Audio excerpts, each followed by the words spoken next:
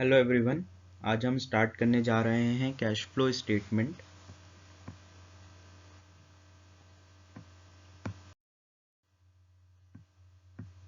तो cash flow statement start करने के पहले हम समझते हैं कि फाइनेंशियल स्टेटमेंट क्या होता है। जब हम अपनी कंपनी के एंट्रीज करना स्टार्ट करते हैं, सबसे पहले हम जनरल एंट्री करते हैं, फिर उसका लेजर बनाते हैं, ट्रायल बैलेंस बनाते हैं एंड फाइनली हम फाइनेंशियल स्टेटमेंट बनाना स्टार्ट करते हैं, जिसमें से प्रॉपरली आपको पता होगा कि प्रॉफिट एंड लॉस अकाउंट क्या होता है, प्रॉफिट एंड लॉस अकाउंट के बाद बैलेंस शीट क्या होता है। ये दो पॉइंट सभी को पता होता है कि ये फाइनेंशियल स्टेटमेंट में आते हैं, बट इसके अलावा और भी चीज़ें होती हैं जो फाइनेंशियल स्टेटमेंट में आती हैं, जैसे कि नोट्स टू अकाउंट। आपने सुना होगा कि कुछ ऐसे पॉइंट्स होते हैं बैलेंस शीट में, जैसे कंटीजेंसी लाइबिलिटी, कंटीजेंट लाइबिलिटी। ऐसे टर्म्स आपने सुने होंगे जो बैलेंस शीट में तो नहीं आते हैं लेकिन नोट्स टू अकाउंट में लिखे जाते हैं। तो वो यही नोट्स टू अकाउंट है जो बैलेंस शीट के बाद लिखे जाते हैं। इसमें कुछ ऐसे आइटम्स आते हैं जो कि profit and loss account and balance sheet में नहीं आते हैं। इसके बाद कैश फ्लो स्टेटमेंट आता है, जो कि सारे कैश ट्रांजैक्शंस हुए रहते हैं उसको समराइज करके एक जगह लिखा जाता है। ये स्टेटमेंट मैंडेटरी होता है for all kind of company to prepare it. Profit and loss account, balance sheet, notes to account and cash flow statement, ये चारों स्टेटमेंट मैंडेटरी होते हैं। इसके बाद आता है statement of change in equity. इसमें बेसिकली हम ये बताते हैं कि हमारे ऑर्गेनाइजेशन में, हमारी कंपनी में जो इक्विटी का स्ट्रक्चर है उसमें क्या क्या चेंजेस हुए हैं। And finally income and expenditure account, ये वो कंपनी बनाती हैं जो नॉन प्रॉफिट ऑर्गेनाइजेशन होती हैं जैसे एनजीओ वगैरह, उन्हें ये इनकम एंड एक्सपेंडिचर अकाउंट बनाना होता है बिकॉज वो प्रॉफिट ओरिएंटेड नहीं होती है। तो फाइनेंशियल स्टेटमेंट में ये 6 स्टेटमेंट मैंडेटरी बनाने होते हैं as per the requirement and nature of the company, जिसमें से आज हम स्टार्ट करने जा रहे हैं cash flow statement. Okay, so what is cash flow statement. अगर हम बात करें कैश फ्लो स्टेटमेंट की, तो ये कैश बुक एक काइंड ऑफ कैश बुक ही होता है, कैश बुक के सिमिलर ही होता है, बट डिफरेंस ये होता है कि कैश बुक हम पर डे, पर मंथ, पर वीक मेंटेन करते हैं। जैसे जैसे ट्रांजेक्शन होते हैं कैश रिलेटेड, हम उन्हें कैश बुक में उसकी एंट्री करते जाते हैं। बट कैश फ्लो स्टेटमेंट में वो एंट्रीज जो कैश बुक में एंट्री की गई है, जिनकी वो ट्रांजेक्शन्स को हम एंड ऑफ द ईयर हम एक जगह प्रॉपरली समराइज करके, प्रॉपरली ऑर्गेनाइज करके लिखते हैं, ताकि हर एक ट्रांजेक्शन को हम अच्छे से रीड कर सकें at the end of the year. Next point है movement of cash and cash equivalent.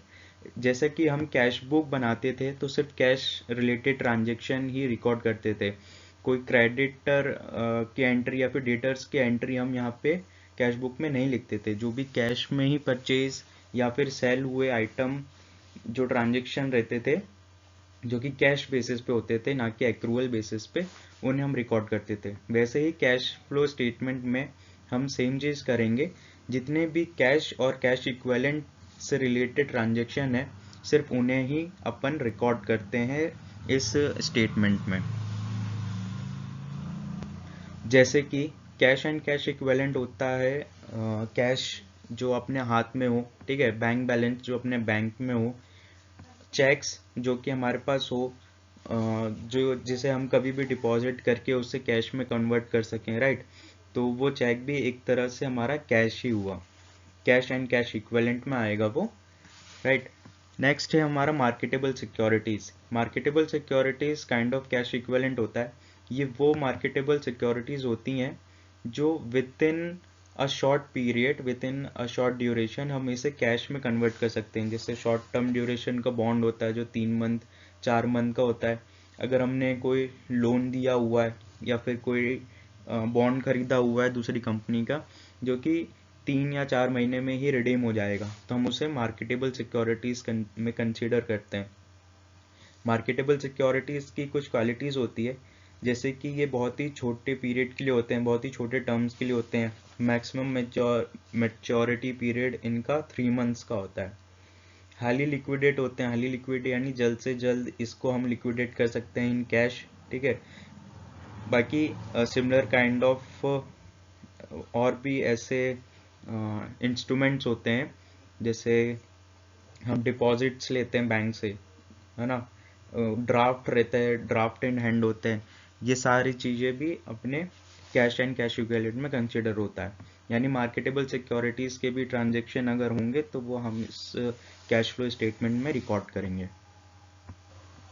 तो अभी हमने जो मूवमेंट की बात करी, वो मूवमेंट दो टाइप का होता है, एक इनफ्लो एंड एक होता है आउटफ्लो। इनफ्लो मतलब कैश ऑर्गेनाइजेशन में अपनी कंपनी में आ रहा है, जब वो आ रहा है तो वो इनफ्लो होता है, ठीक है। कोई भी ऐसे ट्रांजेक्शन है जिसके कारण कैश कंपनी में आ रहा है तो वो इनफ्लो होता है। जैसे कैश सेल्स, हमने सेल किया है, कैश में किया है, तो कैश में सेल करने पे अपने पास पैसा आएगा, राइट, मनी आएगी, तो हम उसे रिकॉर्ड करेंगे। वहीं अगर हम क्रेडिट सेल कर रहे हैं 50% एंड 50% कैश, तो वो 50% पोर्शन ही हमारा इस स्टेटमेंट में आएगा, एंड बचा हुआ 50% जो हमने क्रेडिट में सेल किया है वो इस स्टेटमेंट में नहीं आएगा, हम उसे इग्नोर करेंगे।